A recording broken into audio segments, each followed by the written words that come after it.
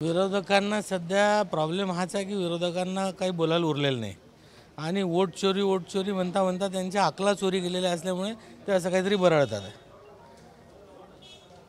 उद्धव ठाकरेंनी म्हटलं की कर्जमाफीसाठी रस्त्यावर उतरण्याचा त्यांनी इशारा दिलेला आहे. पंतप्रधान नरेंद्र मोदींनी थेट मराठवाड्यात यावं असं देखील म्हटलेलं आहे. उद्धव ठाकरे साहेब कधीतरी घराच्या बाहेर निघाले पाहिजे.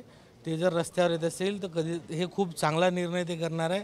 कारण आपण पाहिलं असेल महाविकास आघाडीचं जेव्हा सरकार होतं तेव्हा मुख्यमंत्री म्हणून ते स्वतः असताना कधी ते विधान भवनात आले नाही, कधी ते रस्त्यावर आले नाही, कधी ते जनसामान्यांना भेटले नाही.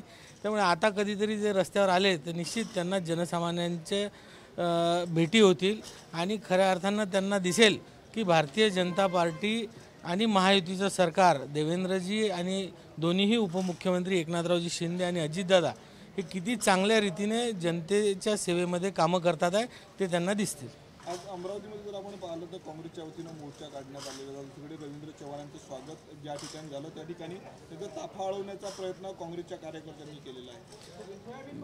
सोयाबीन पण फेकले गाडीवर. मी तुम्हाला सांगितल्याप्रमाणे शेवटी नैसर्गिक आपत्ती ही कोणी ठरवून आणत नसते. नैसर्गिक आपत्ती आज महाराष्ट्रात आलेली आहे. मोठ्या प्रमाणात शेतकऱ्यांचं नुकसान होताना आपल्याला दिसते आहे आणि आपण जर पाहिलं असेल की काल परवापर्यंत जवळजवळ 2200 कोटी रुपयांचे GR सरकारने काढले आहे आणि यापुढेही जे पावसामुळे नुकसान होणार आहे त्याचे वेळोवेळी GR निघणार आहेत आणि सरकार शेतकऱ्यांच्या पाठीशी ताकदीनं उभे आहे.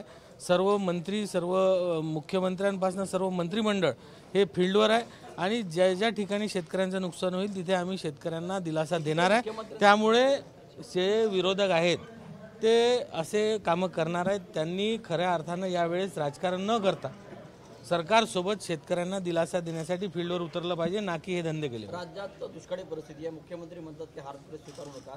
मात्र अमरावतीमध्ये आज प्रदेशाध्यक्ष आले असताना त्यांचं बँड वाजवून स्वागत करण्यात आलं. हे स्वागत फटाके आतिषबाजी करणं हे कितपत योग्य आहे?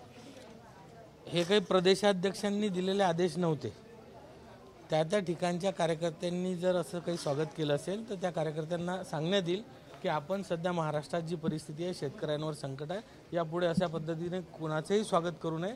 यामध्ये काही प्रदेशाध्यक्षांचा किंवा नेत्यांचा दोष नसतो. तिथल्या कार्यकर्त्यांची स्वागत करायची उत्सुकता असते, उत्साह असतो. त्यामधून जर झालेलं असेल तर निश्चित अशा कार्यकर्त्यांना समजवण्यात येईल.